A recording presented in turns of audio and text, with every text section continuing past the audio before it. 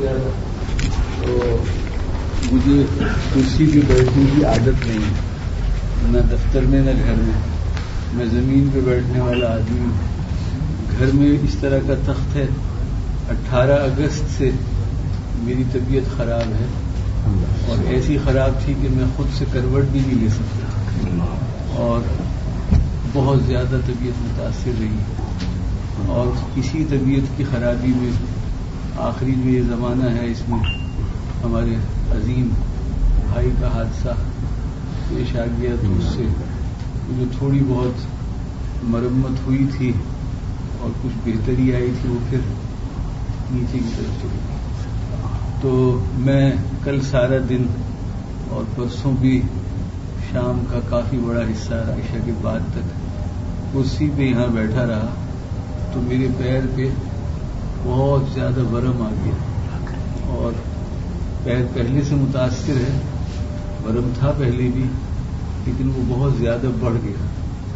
تو آج میں نے ان حضرات سے، بچوں سے، یہ آپ جانتے ہیں میرے بڑے بھتیجے ہیں، بڑے عزیز، اور ہمارے بڑے بھائی کی بڑی نشانی ہے، اور ہمارے دل کا ٹکڑا ہیں مفتی محمد انس صاحب، اور ان کے بھائی مفتی عمیر ہیں.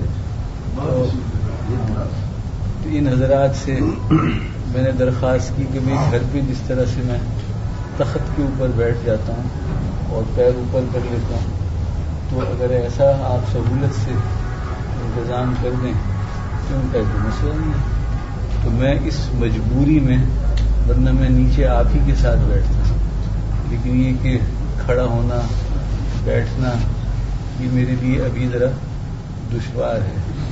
باقی یہ کہ اگر میں اپنی پچھلی بیماری کے حوالے سے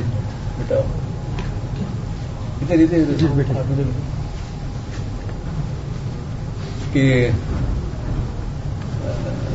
جو کیفیت ہے، اس کیفیت میں الحمدللہ ثم الحمدللہ ہماری حضرت تشریف فرما ہے. اللہ ان کی عمروں میں برکت عطا فرمائے. آپ سب کی جو دعائیں ہیں وہ رائے گاہ نہیں ہیں، وہ اللہ کے ہاں، اللہ کی بارگاہ میں قبول ہیں.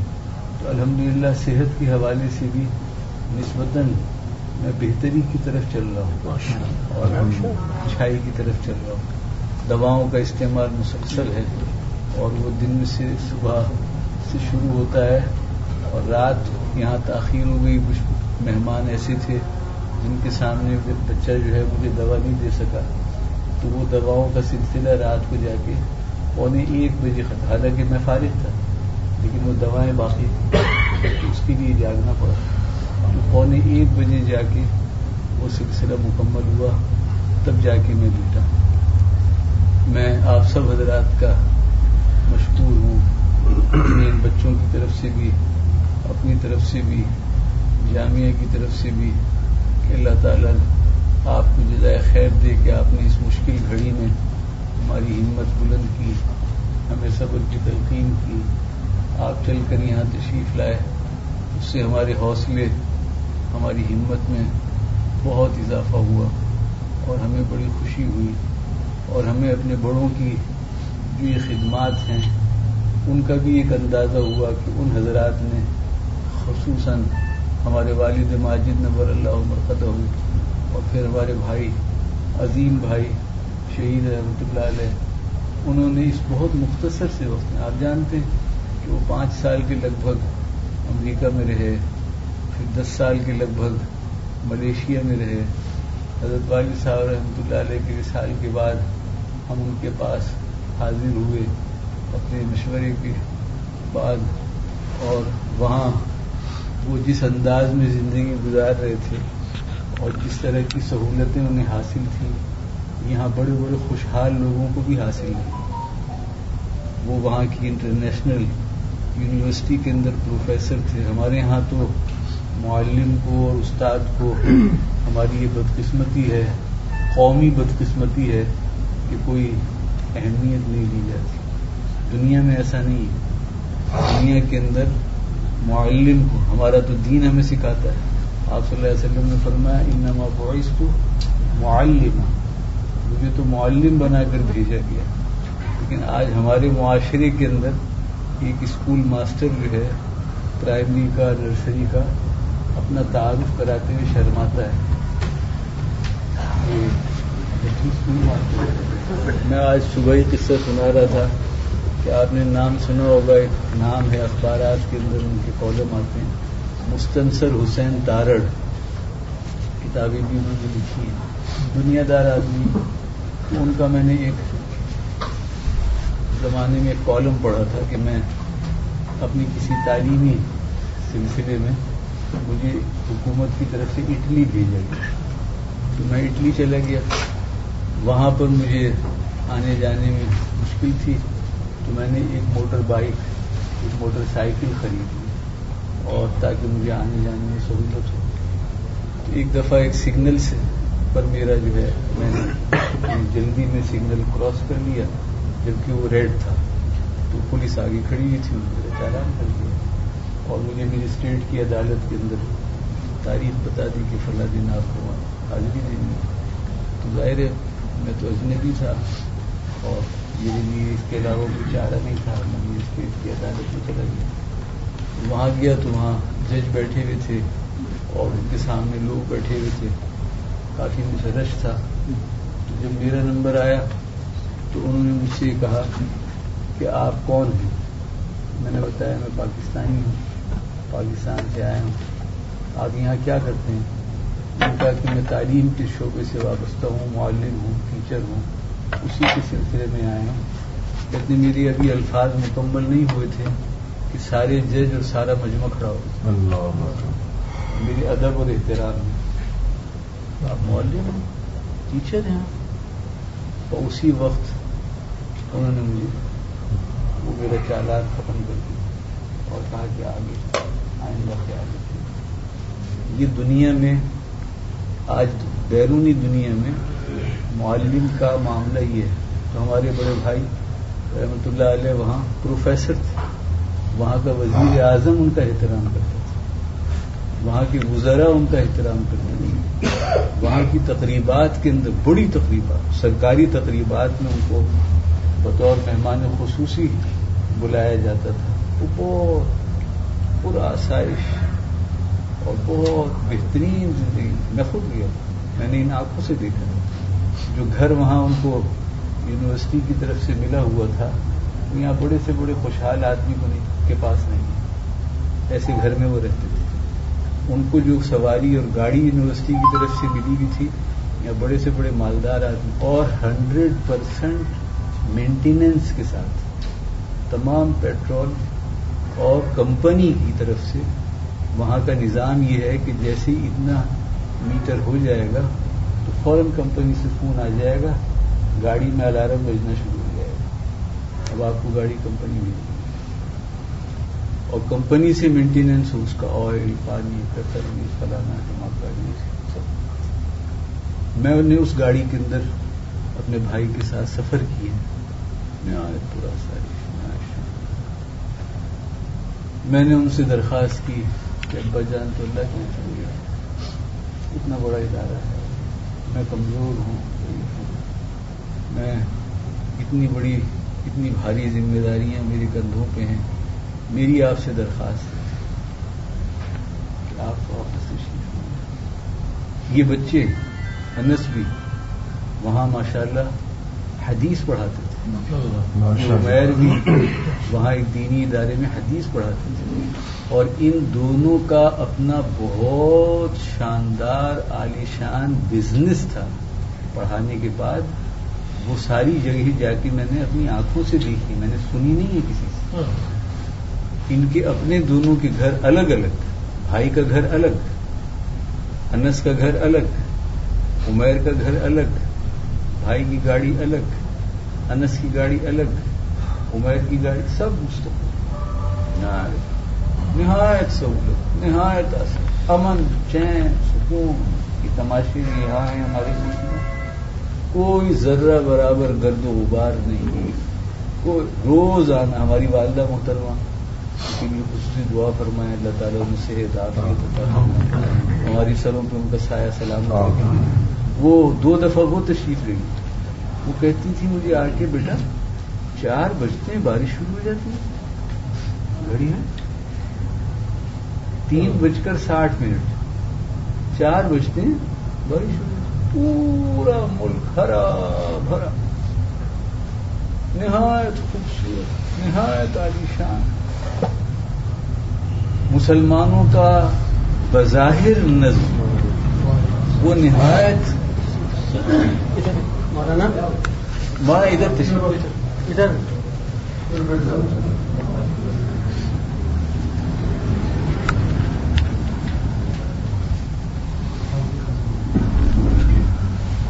تشریف لائیے.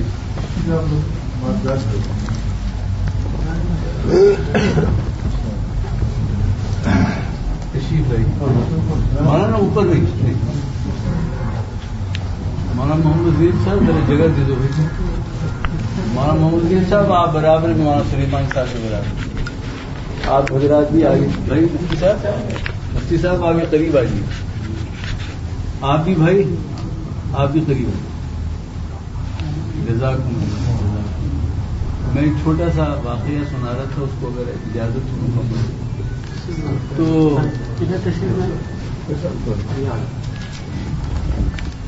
السلام علیکم. مجھے ذرا سا معاف فرمائیے گا، طبیعت ٹھیک نہیں ہے، اٹھنا بیٹھنا ذرا میرے لیے مشکل ہو رہا ہے. تو یہ سارے حالات تھے. ان حالات کے اندر ہم نے ان سے درخواست کی بہرحال بہت باتیں ہوئی. موضوع سنجیدہ تھا، ظاہر ہے کہ وہ بھی ان کے بھی والد کا مسئلہ تھا. ایسا نہیں کہ میں دوست ہوں اور دوستی میں کوئی بات کر رہا ہوں. ان کو بھی تعلق تھا، ان کو بھی ساری چیزوں کا، حساسیت کا، ہر چیز کا اندازہ تھا. لیکن انہوں نے مجھ سے کہا کہ تم یہ سب کچھ دیکھ رہے ہو. اب ظاہر ہے کہ پاکستان میں تو یہ سب کچھ نہیں ہے. میں سمجھتا ہوں کہ ان کی اور ان بچوں کی اللہ تعالیٰ ان کو اپنے شایان نشان اس دنیا میں بھی آخرت میں بھی جزائے خیر. بہت بڑی قربانی دین اسلام کے لیے، اس جامعہ فاروقیہ کی، اس ملک اور اس وطن کی بہت بڑی قربانی. یہ اپنا سارا سامان سمیٹ لپیٹ پونے پونے داموں میں بیچ ایسے ہی ہوا. کتابوں کا بہت بڑا ذخیرہ، اس کے علاوہ ایک پر آسائش زندگی کے اندر کیا کیا سہولت ہو سکتی چھوڑ جائے اس جنگل کے اندر. جنگل ہی ہے نہیں. اور یہاں آ کے جو انہوں نے خدمات انجام دی، یعنی 1 سال مسلسل بلا ناغہ، بعض اساتذہ تو ناغہ بھی کر دیتے ہیں نا، بلا ناغہ روزانہ یہاں سے جامعہ فاروقیہ شاہ فیصل صرف ڈرائیور کے ساتھ، کوئی گاڑی، روزانہ بخاری شریف کا سبق پڑھانے کے لیے وہاں تشریف، روزانہ بلا ناغہ اپنے وقت، شظائر وقت مقرر ہے سبق کا، یہاں سے نکلنے کا وقت بھی مقرر ہے، واپس آنے کا وقت بھی مقرر ہے. کلیم امام اس زمانے میں آئی جی شاید ہوا کرتے تھے. ہم نے درخواستیں بھی دی، ہم نے ملاقات بھی کی، اور کلیم امام سے مولانا کا ایک تعلق بھی تھا. وہ بھی مختصراً میں آپ کو بتا دیتا ہوں کہ جب مولانا امریکہ سے تشریف لائے تو وہ مخصوص حالات تھے، بعض قریبی ساتھی ان حالات سے واقف. تو اسلام آباد فلائٹ جو تھی کیلیفورنیا سے نیو یارک گئی، نیو یارک سے مانچسٹر آئی. ہم پورا پیچھا کر رہے تھے اس فلائٹ کا، اور ان کا مانچسٹر سے پھر پی آئی اے کی فلائٹ کے اندر وہ اسلام آباد آئے. تو ایئرپورٹ پر سیڑھیوں پہ، جہاں سے سیڑھیوں کے بعد دروازہ شروع ہوتا ہے، وہاں ان سے ملاقات کرنے والا جو پہلا پاکستانی پولیس آفیسر تھا، اسی کا نام کلیم امام، اور اس نے مولانا کا ہاتھ اپنے ہاتھ میں دیا، ہاتھ پکڑ کے نیچے اترا. ہم لوگ سب وہاں موجود تھے. اپنے طور پہ جو ہمیں انتظامات سلسلے کر سکتے تھے وہ ہم نے کیے. اور مولانا کا فرمانا یہ ہے کہ اس نے اپنی بے تکلفی اور اپنے تعلق کا اظہار کرنے کے لیے کہا کہ مولانا کئی سال بعد میں آپ کو آج ٹرک ڈرائیور والی چائے پلاؤں گا. اور پھر وہ VIP لاؤنج کے اندر آ گیا اور وہاں پہ اس نے وہی والی چائے. مولانا کہتے ہیں میرا دل خوش ہو. واقعی ایسی چائے میں نے بہت زمانے بعد پی. بہرحال میرے کہنے کا مقصد یہ کہ کلیم امام سے ایک تعلق بھی تھا لیکن اس نے کوئی گارڈ نہیں. ابھی آخری زمانہ جو ہے اس زمانے میں جو مولانا کی مصروفیات گزشتہ 3-4 مہینے کے اندر رہی ہیں وہ بہت عظیم الشان. ایسا لگتا ہے کہ اللہ تعالیٰ نے بہت بڑے بڑے کام بہت تھوڑے وقت کے اندر ان سے لے لیے. ہمارے اکابر میں بہت سے حضرات ایسے گزرے جن کی عمریں بہت تھوڑی تھوڑی ہیں لیکن ان کے کام اگر آپ دیکھیں تو ایسا لگتا ہے شاید 100 سال سے بھی زیادہ عمر. اللہ تعالیٰ نے تھوڑے وقت میں ان سے بہت سے کام کیے. اس زمانے میں ان کی جس سطح کی ملاقاتیں ہوئی حضرت مولانا امداد اللہ صاحب کو بہت ساری تفصیلات کہی. آپ مجھے بتائیں ایک بدیہی سی بات ہے کامن سینس کی بات ہے جس آدمی کی ملک کے آرمی چیف سے ملاقاتیں ہو رہی ہیں DG ISI سے ملاقاتیں ہو رہی ہیں وزیر اعظم سے ملاقاتیں ہو رہی ہیں اور اس سطح کے لوگوں سے ملاقاتیں ہو. یہاں سندھ والے تو ان حضرات کا شاید دوسرے تیسرے دن کا ہی مولانا قصہ ہوگا کہ کبھی چیف منسٹر ہے کبھی فلاں وزیر ہے کبھی فلاں وزیر ہے. آپ مجھے بتائیں کہ ایک بدیہی ایک کامن سینس کیا کہتا ہے کہ اس آدمی کو جو اس سطح کا ہے اور اس طرح کا کام کر رہا ہے اس کو حفاظت کی ضرورت ہے یا نہیں؟ تھک گئے. اور بلکہ اگر میں آپ سے کہوں تو ہمارے بھائی حضرت مولانا عادل خان صاحب رحمۃ اللہ علیہ چڑ گئے. نہیں چاہیے کیا تماشا یہ درخواست وہ درخواست ادھر جاؤ ادھر جاؤ اس کی منت اس کی خوشامد. یعنی یہ تو کامن سینس ہے نا. ہر آدمی جانتا ہے کہ چیف میں نے کل کہا چیف منسٹر سے IG بیٹھا ہوا تھا میں نے اس سے کہا میں نے کہا آپ جواب دیں مجھے اس کا.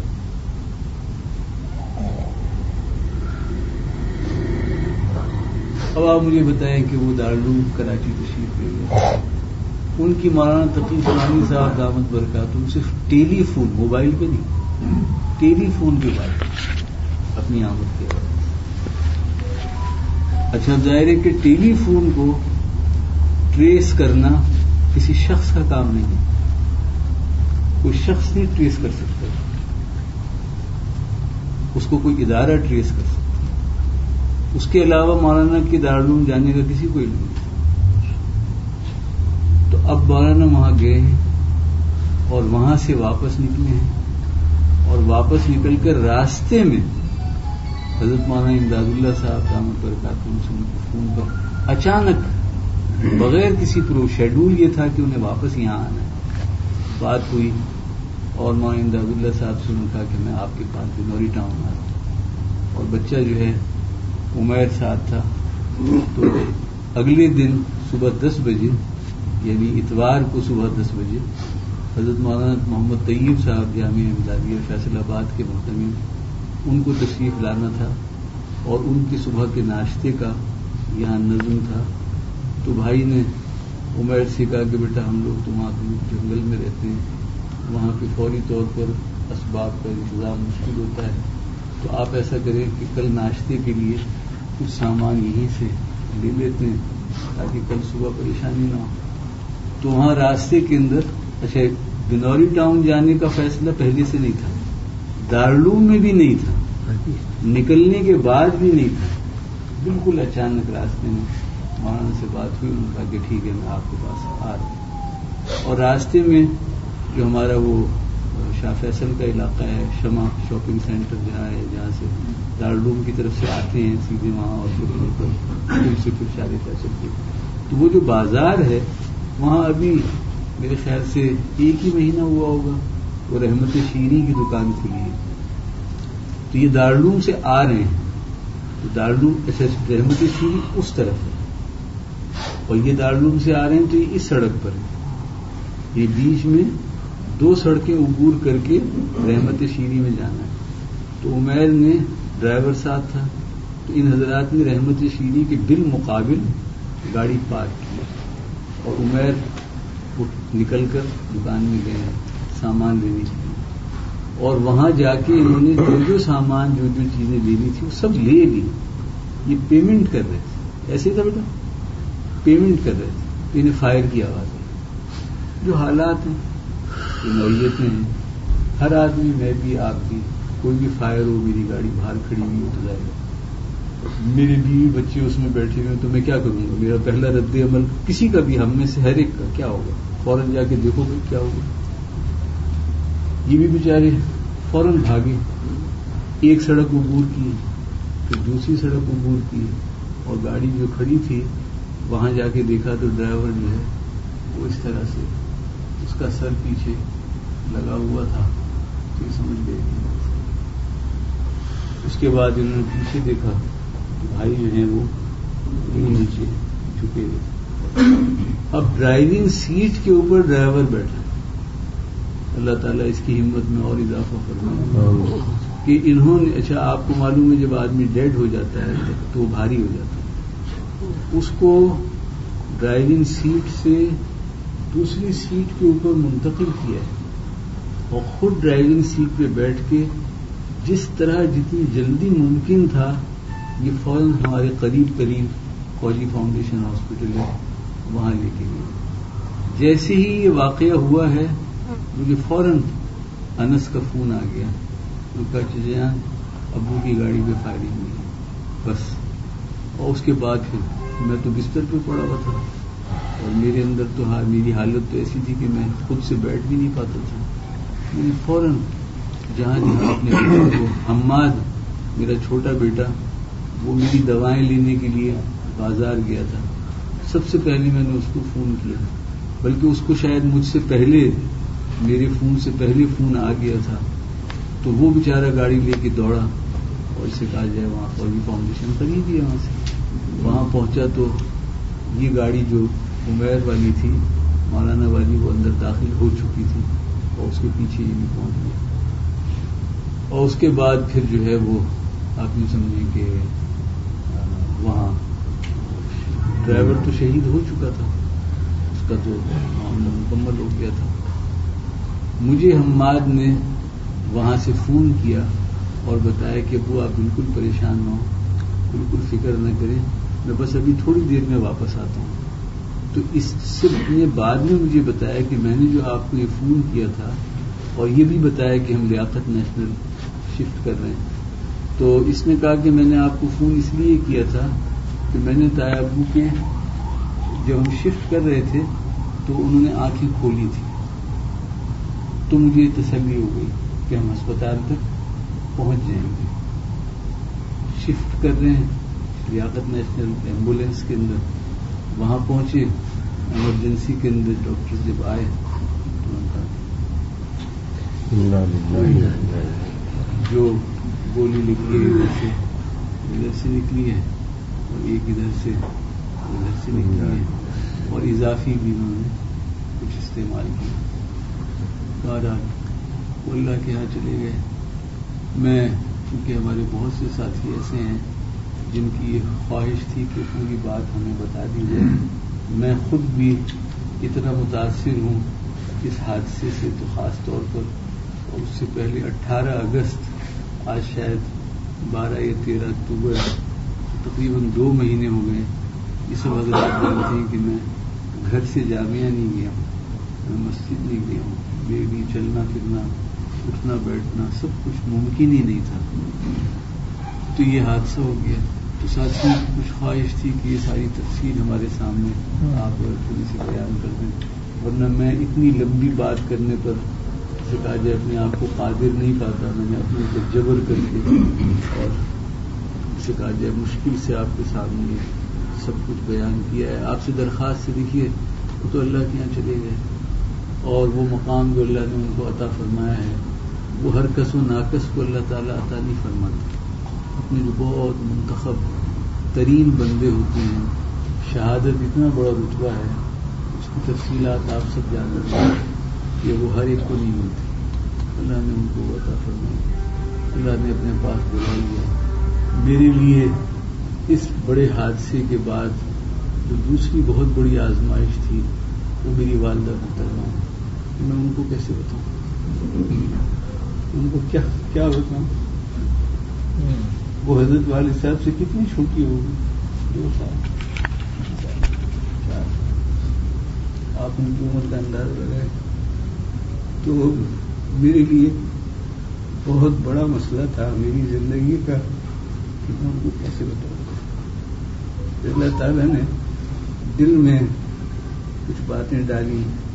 اسی وقت وہ ہم لوگ ایک ہی مکان میں رہتے ہیں, اوپر نیچے. ان کا زیادہ وقت وہ اوپر رہتی ہیں. والد صاحب سے جو تعلق تھا وہ کہتے ہیں میں وہ گھر چھوڑ نہیں سکتا. تو وہ لیکن دن کا زیادہ حصہ وہ ہمارے ساتھ ہی ہوتی ہیں. اکثر راتوں میں بھی میں ان کو اپنے پاس بلا لیتا ہوں. تو فوراً میں نے اپنے گھر والوں سے, اپنی بڑی بہو سے کہا وہ فوراً جائیں ان کے پاس. ان کا اے سی بھی خراب تھا. میں نے کہا ان کو جا, تو روٹین ہے, کوئی خدا نہ خاصہ نیا مسئلہ نہیں ہے. ان کو جا کے میرا کہنے کو کہہ رہا ہے کہ آپ نیچے آ جائیے. اچھا, میری بیماری کی وجہ سے بھی وہ دن میں 2 3 دفعہ میرے سرہانے بیٹھی رہتی تھی, مجھے تسلی دیتی تھی, مجھے دعائیں دیتی تھی. تو ان کو میں نے نیچے بلا لیا اور بلا کے کھانا ان کو کھلایا. ان کی دوائیں جو تھیں وہ ساری ان کو دیں.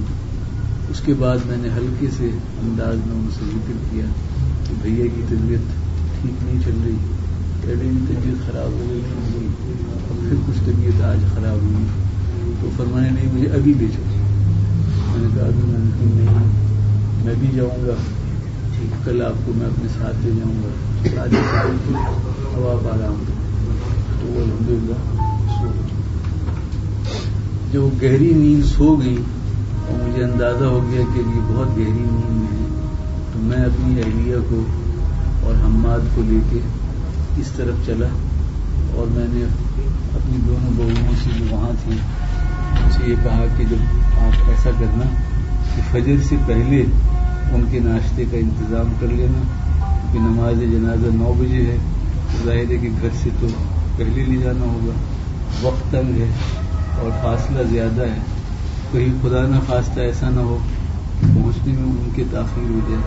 تو آپ فجر کی نماز کے فوراً بعد ان کو ناشتہ کرا دینا اور ان کو بتا دینا کہ رات کو بھیا کی طبیعت زیادہ خراب ہو گئی تھی, اس لیے خالد اور اس کی اہلیہ وہ رات ہی کو چلے گئے ہیں, اور وہ یہ کہہ کے گئے ہیں کہ جب ان کی امی اٹھ جائیں تو ناشتہ کرا کے تم لوگ ان کو ساتھ لیتے آ, اور جب یہاں لاؤ تو ان کو عورتوں میں مت لے جاؤ, سیدھے میرے پاس. یہاں خواتین کو ہم نے ان کو سمجھا دیا کہ ان سے کوئی نہ ملے اور کوئی ان کے سامنے آنسو نہ بہائے. بالکل بہنوں کو بھی میں نے بتا دیا, اوروں کو بھی بتا دیا.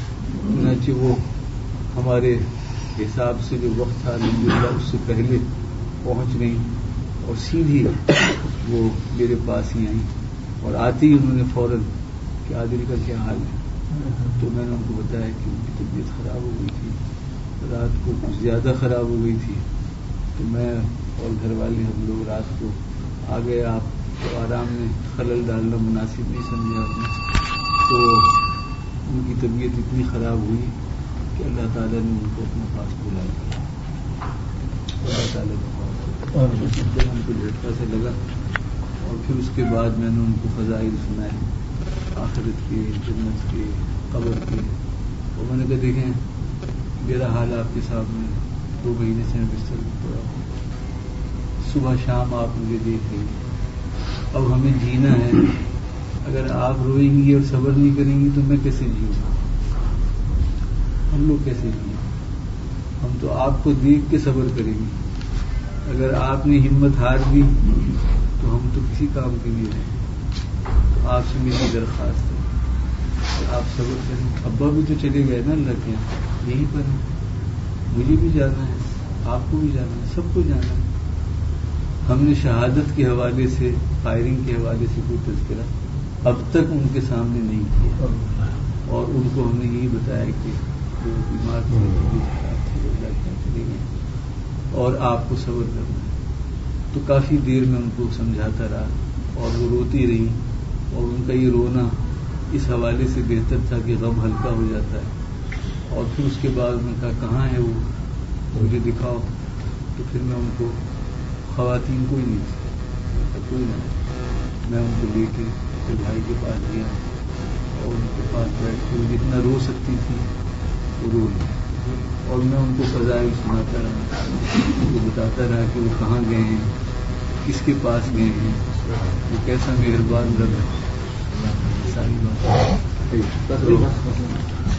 وعلیکم السلام ورحمۃ اللہ وبرکاتہ۔ حضرت آپ تشریف رکھیے، میری طبیعت بھی اس قابل نہیں ہے اٹھنے بیٹھنے کے، میں معافی بھی چاہتا ہوں آپ سے بھی اور سارے حضرات سے۔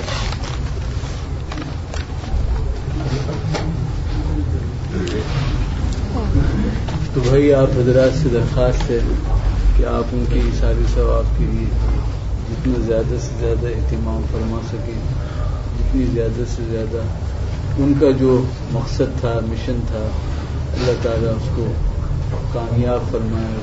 یہ حضرات اللہ تعالیٰ، امام انداز اللہ صاحب، یہ حضرات ان کے رفقائے کار تھے، اللہ تعالیٰ ان حضرات کو بھی ہمت اور حوصلے عطا فرمائے اور اس منزل تک میری امت پہنچ جائے، اس قوم کو، اس ملک کو عافیت حاصل ہو جائے۔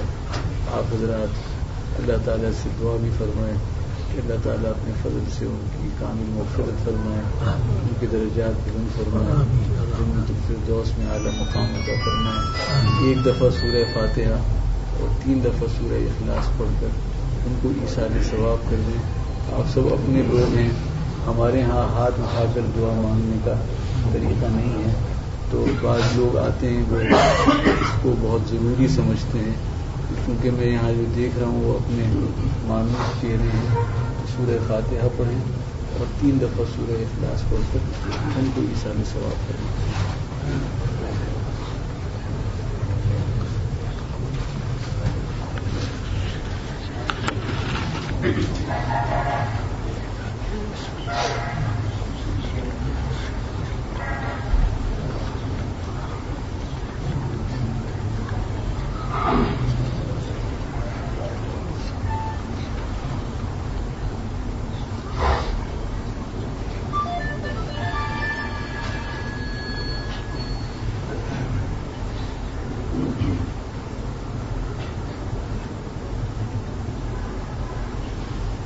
جزاکم اللہ۔ باہر اور بہت سارے حضرات اس انتظار میں ہیں کہ اندر آئیں۔ حضرات